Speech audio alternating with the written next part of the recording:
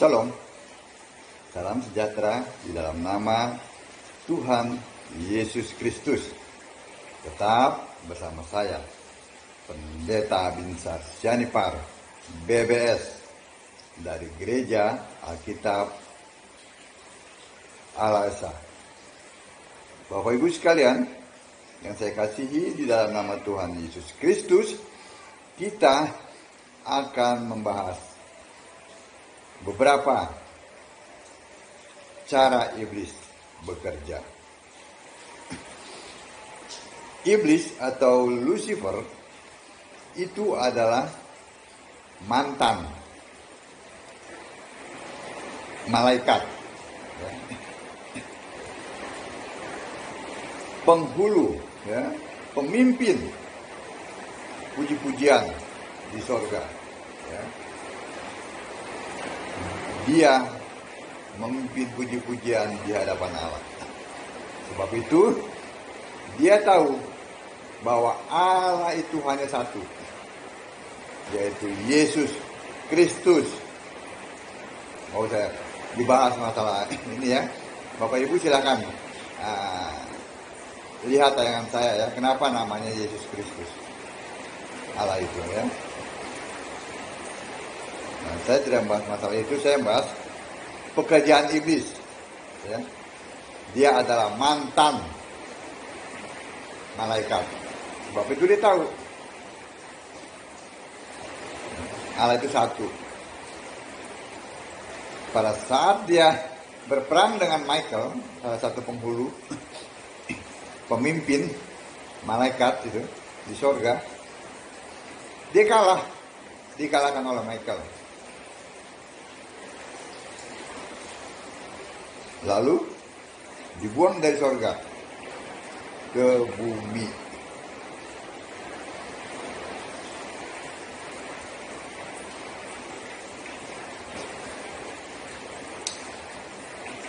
Dia yang adalah malaikat, pemimpin pujian, berubah menjadi Satan, iblis,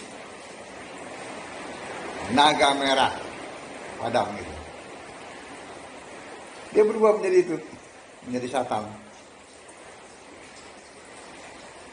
Ya. Pada saat dia jatuh ke bumi, dibuang ke bumi maksudnya, dia menyeret sepertiga malaikat yang ada di sorga. Nah, malaikat yang terseret ini, yang sepertiga ini, itu pun menjadi setan. Karena terpengaruh oleh si Satan, si iblis ini, si Lucifer.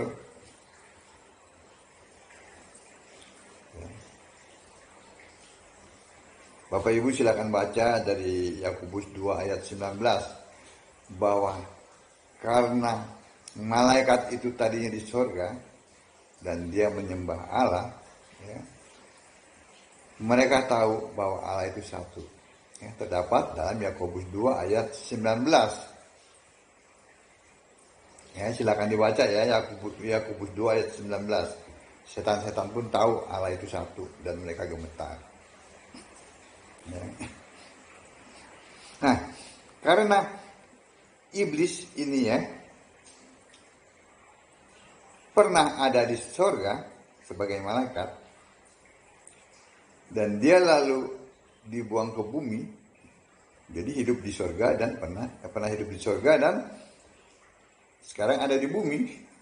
Dia lebih cerdas, dia lebih tahu dari manusia. Itu yang pertama. Ya, sebab itu manusia tidak bisa mengalahkan iblis ini.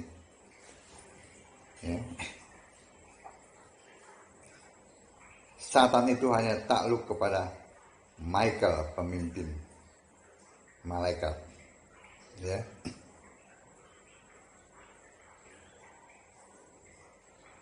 Jadi jangan sekali-sekali melawan iblis ya. Melawan setan-setan itu jangan. Mereka lebih pintar.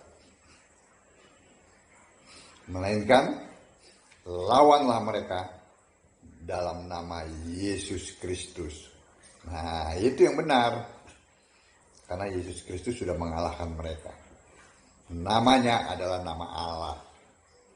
Nama Allah yang di surga itu Yesus Kristus. Nama yang didiamkan berabad-abad. Dan baru dinyatakan pada saat Allah menjadi manusia. Manusia itu diberi nama Allah. Ya, nama Allah. Yaitu Yesus. Ya, Yohanes 17 ayat 11-12. Oke? Nah, jadi jangan lawan setan tuh tanpa di backup oleh Yesus Kristus. Ya, itu prolognya. Lalu kita lihat, karena dia lebih cerdas, dia lebih tahu, ya, dan dia hanya dapat dikalahkan oleh Michael, penghulu malaikat itu, dan dia juga tahu bahwa Allah itu satu, yaitu Yesus Kristus, ya. Kita lihat cara kerjanya. Setan itu, ya, ingin menyamai yang maha tinggi, karena dia adalah mantan pemimpin pujian. Ya. Lihat dari Yeskiel 28 ayat 15 dan selanjutnya. Ya. Dan juga Yesaya 14 ayat 14. Dia ingin disembah. Yang tadinya dia penyembah, dia pun ingin disembah. Sebab itu, ya, dia yang pertama dan kerjanya, dia memperdaya Adam, ya, di taman di Eden, ya, dalam Kejadian 3 ayat 13.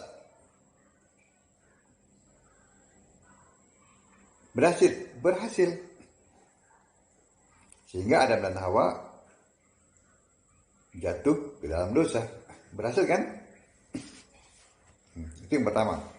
Dia berhasil memperdaya Adam dan Hawa karena dia pintar, dia cerdas, dan dia mengetahui banyak, ya kan? Dia bisa memelintir ayat-ayat Alkitab kepada orang-orang tertentu, khususnya ini pada Adam dan Hawa. Lalu kita lihat, itu yang pertama. Yang kedua, Allah tidak ingin manusia binasa. Sebab itu, dia mengutus dirinya sendiri, ya, menjadi manusia, ya, mati di kayu salib untuk menjadi korban tebusan manusia berdosa. Nah, dalam hal ini Allah lalu menubuatkan dalam Kejadian 3 ayat 15, ya, Allah langsung menubuatkan. Ini kan di taman nih, waktu Allah menubuatkan. Peristiwanya juga kan di taman, bukan di bumi, ya. Kita lihat Kejadian 3 ayat 15. Allah, ya, maka menubuatkan, ya, aku akan mengadakan permusuhan antara engkau dan perempuan ini, antara keturunanmu dan keturunannya. Keturunannya akan meremukkan kepalamu, ya, dan engkau akan meremukkan tumitnya. Jadi keturunan perempuan itu akan meremukkan kepala ular, dan engkau akan meremukkan tumitnya. Ini akan menyalibkan. Nah, ini Allah yang menjadi manusia, ya.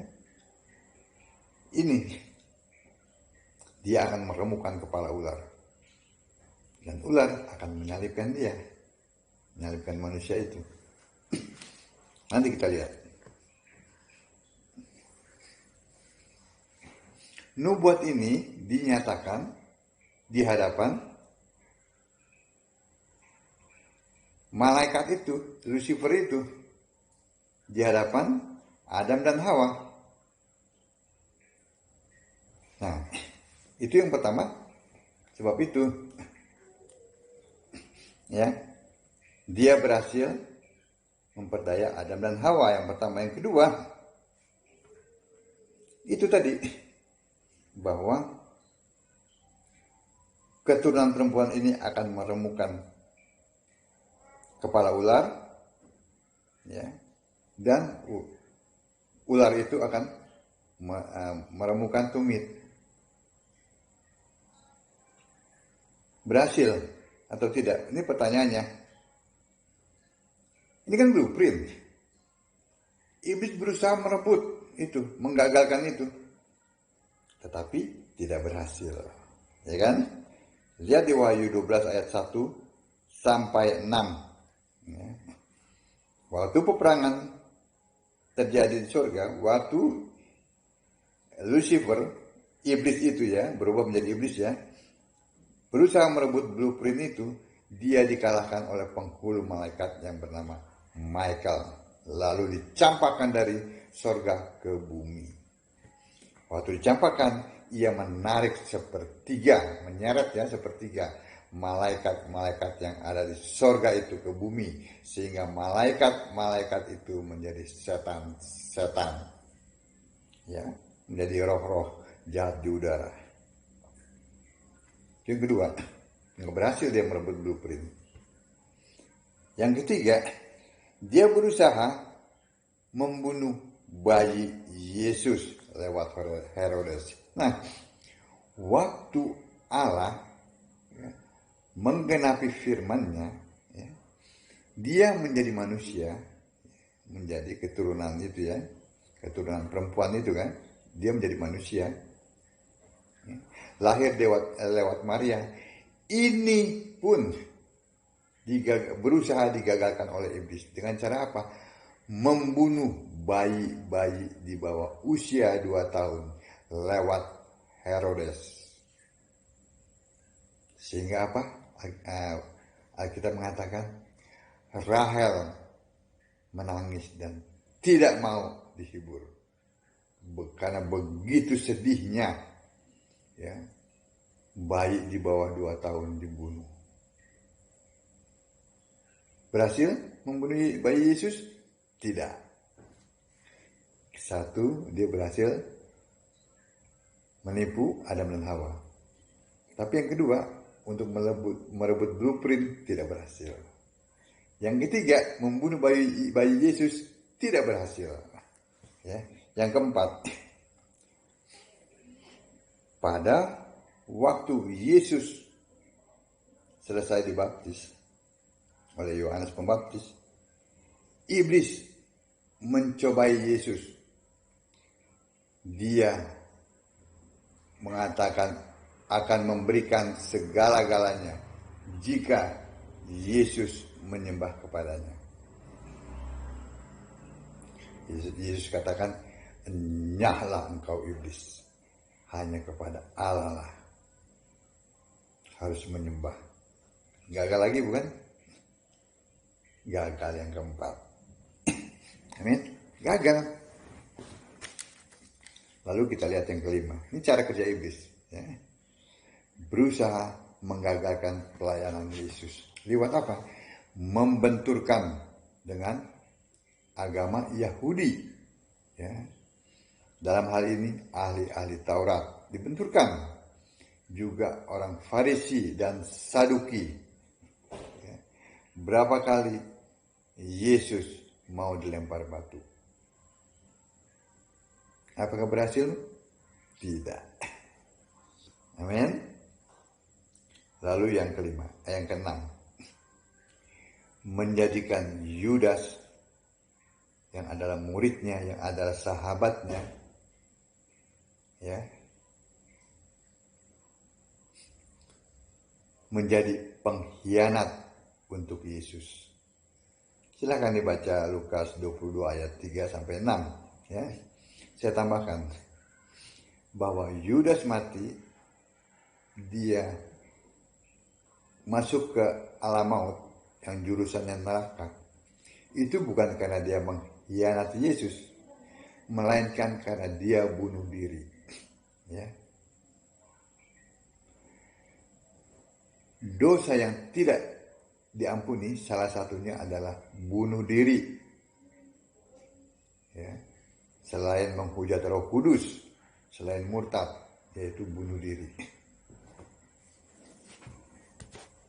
Jelas bukan?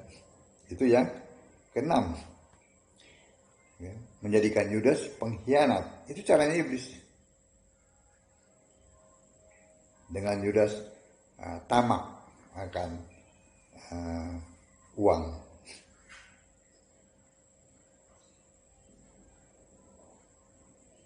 Lalu yang ketujuh, ini yang krusial. Membunuh Yesus, ya. Dengan jalan apa? Memanfaatkan orang Yahudi, ya. Ahli Taurat, Farisi, Saduki, Pilatus, Kayafas. Bahkan memunculkan Yesus yang lain, yaitu Yesus Barabas. Lukas 23 ayat 33 sampai 44. Nah, iblis menyangka bahwa dia berhasil menggagalkan rencana Allah dengan jalan membunuh Yesus.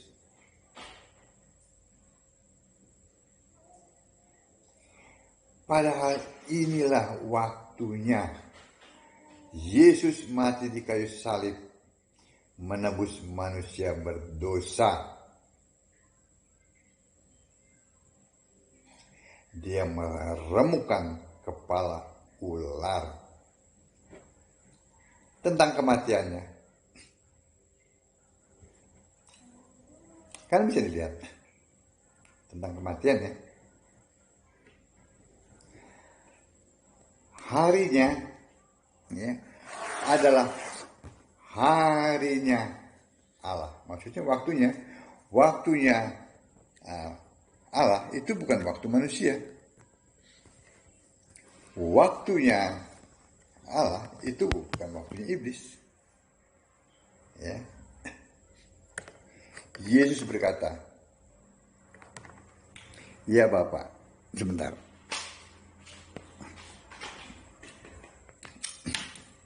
Kalau boleh, biarlah cawan ini lalu daripadaku. Tetapi jangan kehendakku yang jadi, melainkan kehendakmu lah."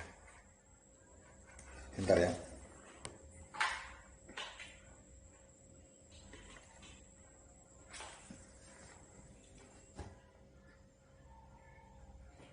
Kita lihat referensinya dari Filipi, ya. Filipi 2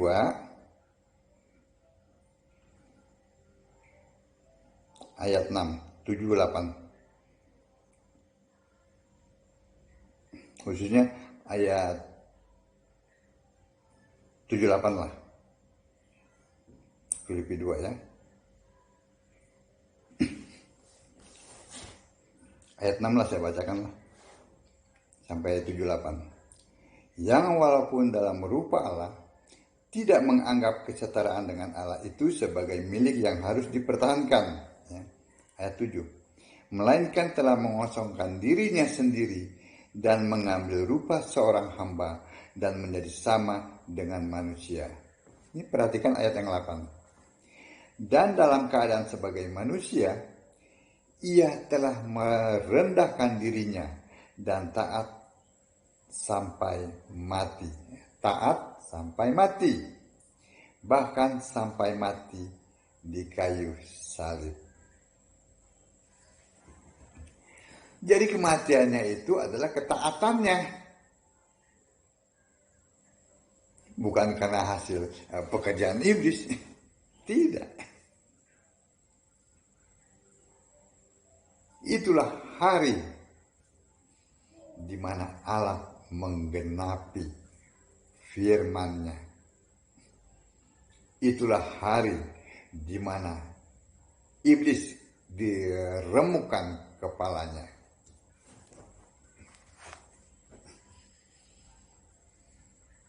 Amin.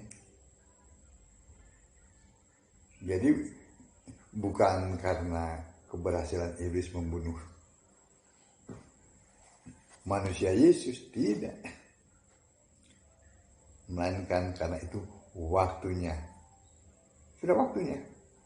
waktunya Allah meremukkan kepala iblis.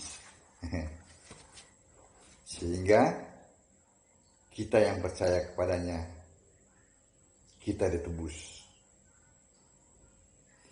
oleh korban tebusan itu. Amin. Itu yang ketujuh. Ya. Baca Lukas 23 ayat 33 sampai 43. Nah, ini satu hal yang, ya kalau boleh dikatakan yang ke-8 ya. Ini karya iblis yang besar lah ya. Karena berlaku dalam hampir 2000 tahun ya. Ini karya iblis ya. Dia berhasil ya membuat dirinya menyamai Allah ya. Dengan berhasil membuat banyak gereja-gereja di mana jemaatnya menyembah kepada Bapa dari pribadi satu, doktrin Tritunggal yang bukan Allah. Inilah karya iblis yang besar lah ya, kalau boleh dikatakan begitu ya. Jadi gereja di mana jemaatnya tidak lagi menyembah Allah satu-satunya, yaitu Yesus Kristus, tetapi menyembah kepada Bapa yang bukan Allah. Allah itu roh, sedangkan Bapa dari Tritunggal itu adalah Bapa pribadi, ya, pribadi satu dari Allah Tritunggal. Beda bukan? Nah, inilah karya terbesarnya. Ya. Kenapa? Dia adalah Bapa segala dusta. Banyak dusta. Yohanes 8 ayat 44. Itu karya terbesarnya adalah membuat gereja ya menyembah kepada Bapa pribadi satu dari Tritunggal dan bukan menyembah kepada Allah satu-satunya, yaitu Yesus Kristus sampai saat ini. Lalu yang ke-9, dia berhasil memasukkan pengajaran gereja, yaitu mendirikan kebenaran sendiri. Dalam Roma 10 ayat 2, 3 ya. Banyak itu, baptisannya melenceng,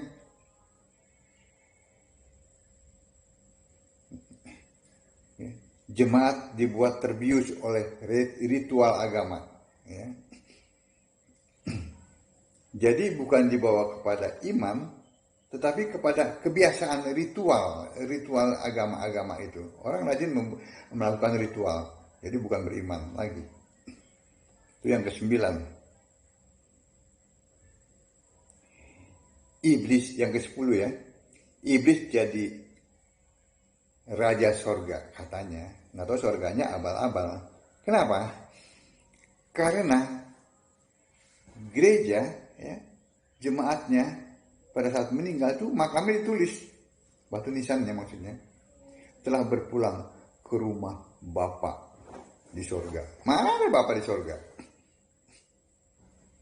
Yang ada di sorga adalah Yesus Kristus, satu-satunya Allah yang benar, Allah segala masa, sebelum segala abad, sekarang dan sampai selama-lamanya. Nah, kalau rumahnya Bapak abal-abal ini adalah kerajaan maut, di mana di sana terdapat banyak kertak gigi yang pada akhirnya akan dilemparkan ke dalam neraka. Ngeri bukan? Jadi Bapak Ibu sudah melihat ya dari Alkitab ya. Siapa itu iblis, Satan ya, Satan bukan setan ya, Satan. Bagaimana dia berubah ya dari malaikat penghulu, ya, pemimpin pujian, itu menjadi Satan. Lalu dia menyeret sepertiga malaikat yang ada di surga menjadi setan-setan, diseret ke bumi, ya. Lalu Bapak Ibu bisa melihat bagaimana cara kerjanya, karena dia mau disembah, ya, dia memperdaya. Adam dan Hawa berhasil merebut rencana Allah, tidak berhasil, ya. Berusaha membunuh bayi Yesus, tidak berhasil, ya. Mencobai Yesus, tidak berhasil. Berusaha menggagalkan pelayanan Yesus, tidak berhasil. Menjadikan Yudas pengkhianat, tidak berhasil. Yang ketujuh, membunuh Yesus, tidak berhasil, ya. Karena ini sesuai dengan rencana Allah. Yang ke-8, ya, mengaku sebagai Bapa. Nah, sebagian itu berhasil, ya, Bapak pribadi itu, ya, yang sekarang disembah-sembah itu. Yang ke-9, ya, memasukkan pengajaran-pengajaran yang tidak alkitabiah, berhasil, ya. Lalu yang ke-10, ya, yaitu menjadi raja sorga. Sorga yang mana? Padahal dia bukan Allah. Tidak berhasil. Tetapi berhasil menyeret juga jemaat-jemaat itu, ya, sehingga telah berpulang ke rumah Bapa. Padahal bapaknya tidak punya rumah. Surganya bukan surganya si Bapa, karena dia bukan Allah. Amin. Baca Alkitab, sembahlah Yesus sebagai satu-satunya Allah yang benar. Shalom.